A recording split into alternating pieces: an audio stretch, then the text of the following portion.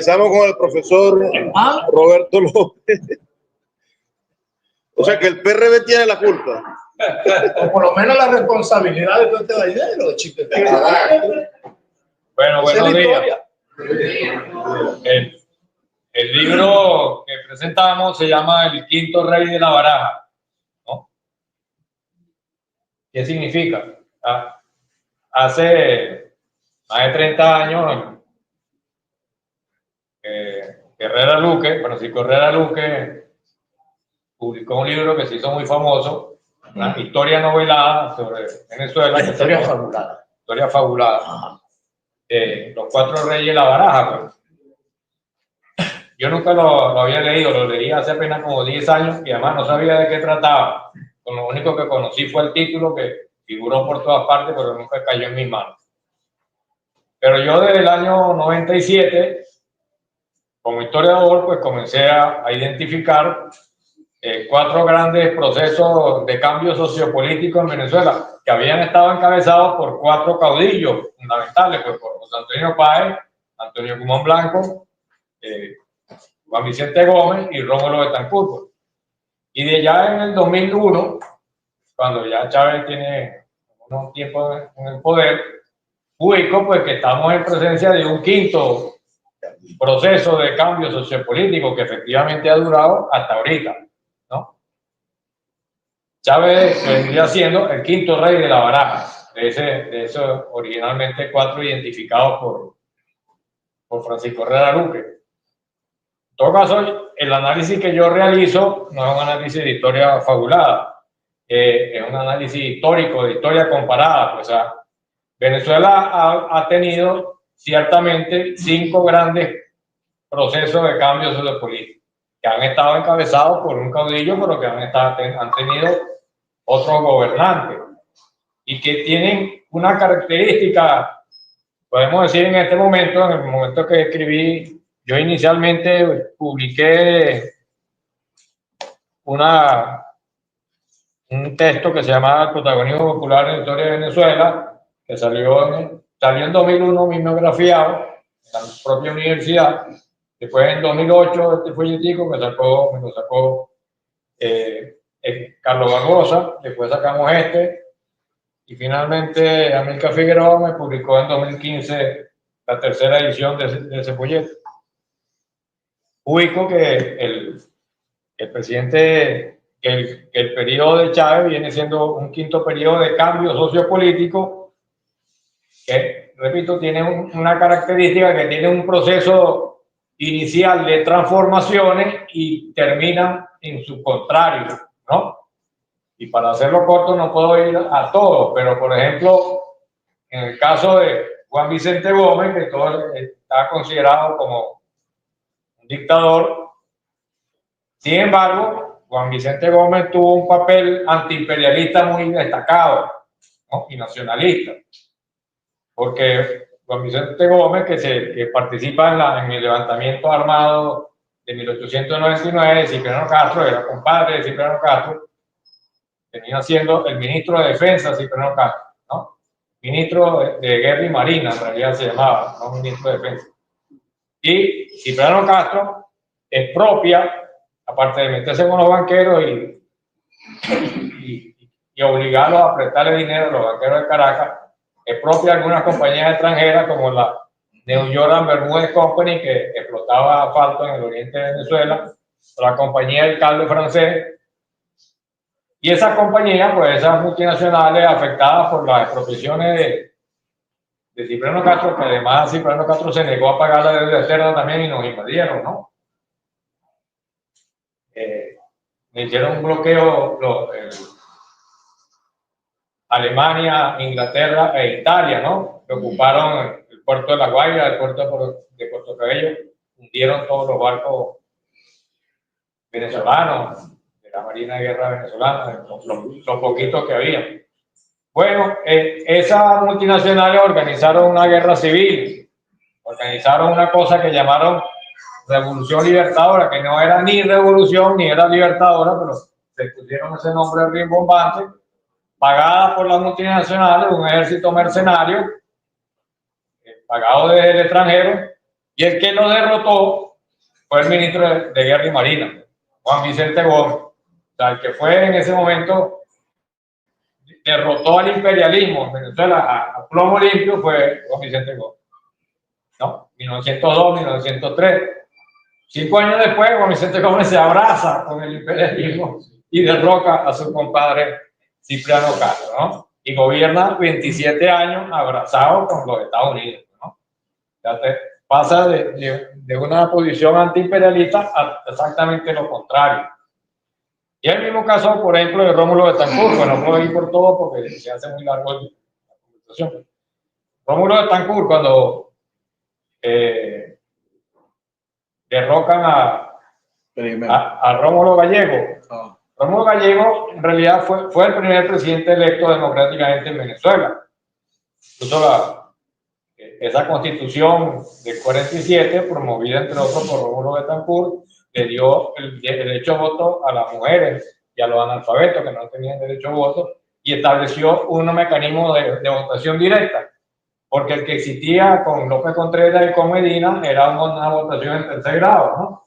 Yo sé que en Cuba son como de octavo grado, bueno, pero a Medina lo derrocaron porque la votación para elegir presidente era de tercer grado. O sea, la gente elegía concejales, los concejales elegían a los senadores y diputados, los senadores y diputados eran los que elegían al presidente.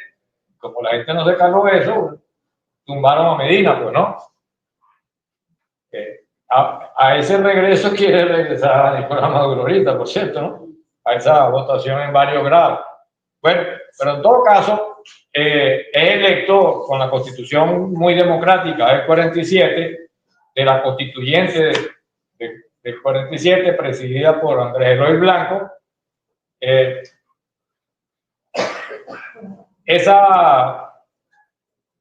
elige en diciembre del 47 a Rómulo Gallego como el primer presidente democrático de Venezuela.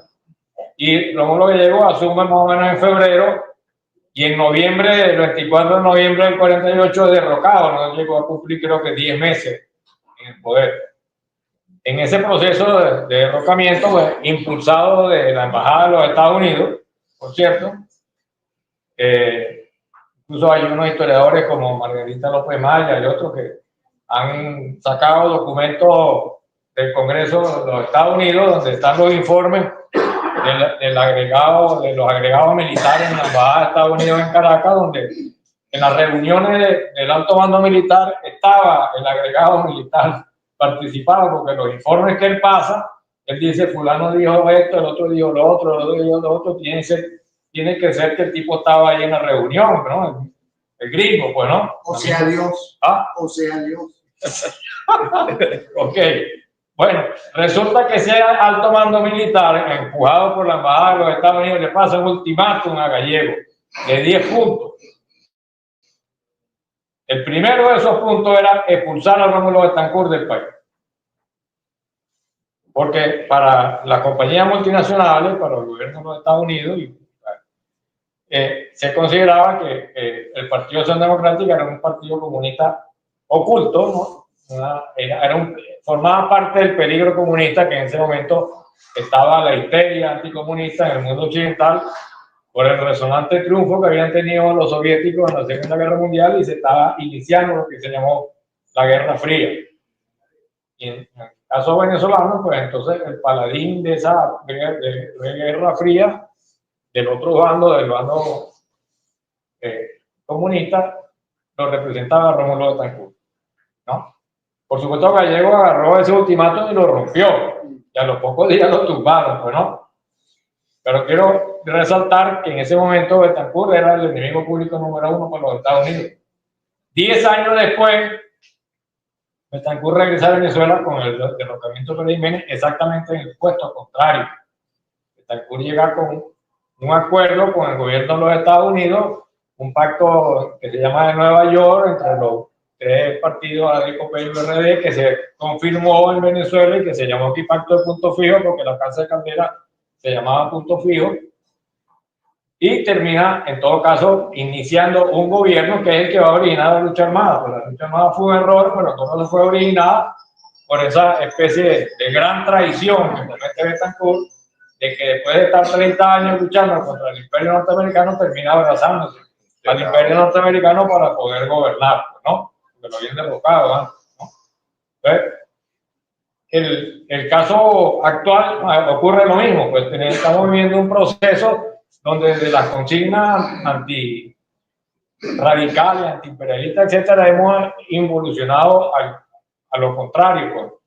En el caso sobre todo del gobierno de Maduro, con la diferencia de que, digamos, de los 5 grandes procesos históricos, lo que le ha tocado vivir a Chávez y a Maduro, o sea, el 5º proceso histórico, existe una contraparte capitalista en el Oriente, en lo que se llamaría el Oriente del mundo, en la otra parte del mundo, que no existía antes, bueno. O sea, el capital de los chinos, sobre todo, ayudaron a mantener a Chávez. Chávez no tuvo la necesidad de abrazarse con los americanos en la medida en que declinó su discurso revolucionario y evolucionó hacia un discurso más bien conservador y reaccionario. Y de una u otra manera todavía eso lo mantiene Maduro, pero básicamente son 5 grandes procesos históricos que no significa, incluso que los 4 anteriores duraron aproximadamente 40 años, algunos duraron menos de 40 años y otros, el de los andinos, duró un poquito más.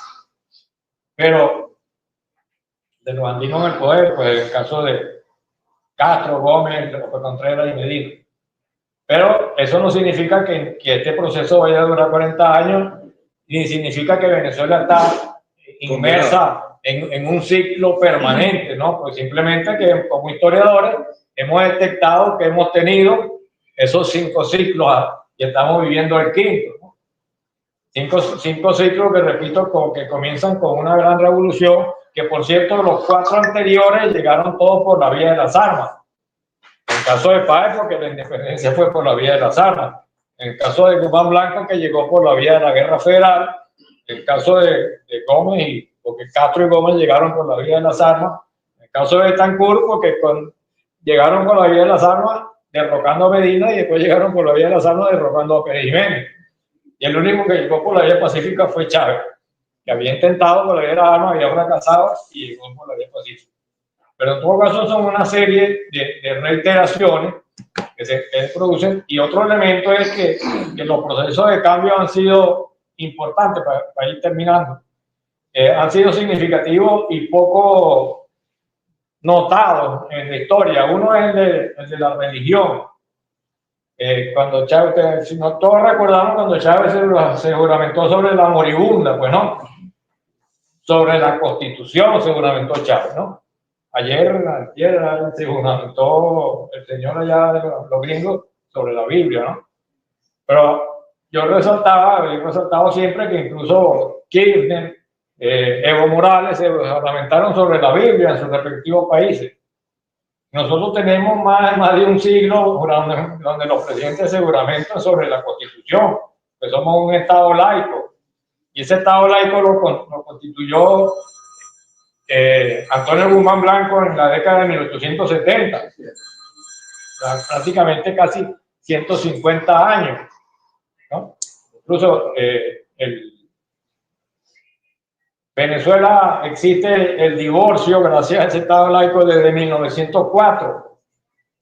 En Chile no había divorcio todavía a comienzos de este siglo, y en Colombia apenas hubo divorcio a cuando se aprobó la última constitución en 1991. Entonces, nosotros tenemos una característica de Estado laico separado del poder religioso que nos diferencia prácticamente de todo el continente latinoamericano, pues, ¿no? Y lo hizo la revolución federal, en todo caso, encabezada por Zamora, por Falcón, por Guzmán Blanco, etc. Y eso no lo enseñan los profesores de historia en los colegios ni en la universidad tampoco, pues. De hecho, en estos días alguien reclamaba en un chat que la juramentación de Maduro era ilegal porque se había juramentado sobre la vida. Digo, ¿usted no sabe en qué país vive? Y le dije yo a la señora, porque Venezuela no nos juramentamos sobre la vida de hace más de un siglo, pues tiene una visión, por ejemplo. Y otro detallito ya para terminar. de los estudiantes. Chávez decía con mucho orgullo que había cuadruplicado la cantidad de estudiantes universitarios, ¿no? Creo que había más o menos 600.000. En el 99 ya ha llegado a más de 2 millones, algo así. Bueno, la democracia de Betancourt, en el 58 había aproximadamente 10.000 estudiantes universitarios en Venezuela. En el 80, 81, había 330.000 estudiantes. 300.000 estudiantes. Se había multiplicado por 33 el número de estudiantes universitarios en los primeros 20 años de la democracia representativa, digamos, ¿no? Y multiplicar por 4 no es lo mismo que multiplicar por 33, ¿no? O sea, que realmente en los procesos, bueno, y otras cosas, esa misma constitución del 47, que fue derrotada con Gallegos, introdujo por primera vez derechos laborales de los trabajadores, 4 derechos fundamentales: derecho a construir sindicatos, el derecho a que los sindicalistas no sean votados, el derecho a huelga y el derecho a contrato colectivo, dentro de la Constitución, que no es una norma occidental. Los países occidentales no meten derechos de los trabajadores en la Constitución, ninguno. Hacen unas normas laborales que son una cosa como muy poco importante, pues las normas laborales, pero que estén consagradas en la Constitución. La primera que lo hizo fue la Constitución de Querétaro en México, en la Revolución Mexicana, en 1917, y el segundo que lo hizo fue los ADECO, pues en la Constitución del 47. Andrés Eloy Blanco. Bueno, Gonzalo Barrios, no, Raúl Leoni era el ministro del Trabajo, pero no ahí, sino con... Raúl Leoni fue el ministro. Creo que Gonzalo era presidente de la Cámara, del Senado. Sí, pero el ministro del Trabajo en ese periodo fue Raúl Leoni. Bueno, en todo caso, todos esos procesos de cambio han tenido aspectos importantes. O sea, el periodo de Chávez o el chavismo no es un rayo en cielo despejado ni es un caso excepcional.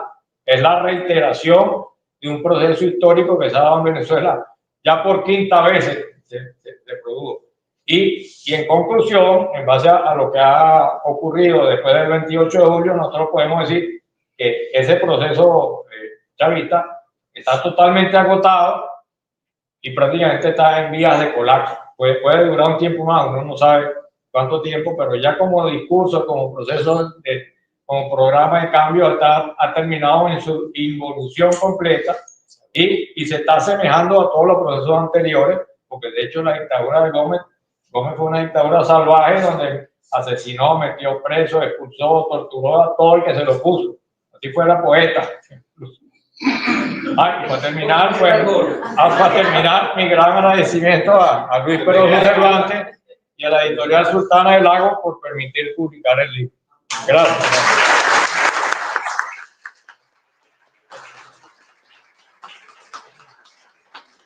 Para finalizar, me han dicho que los amigos de la UNAS tienen un manifiesto del cual ninguno de los presentes se representa.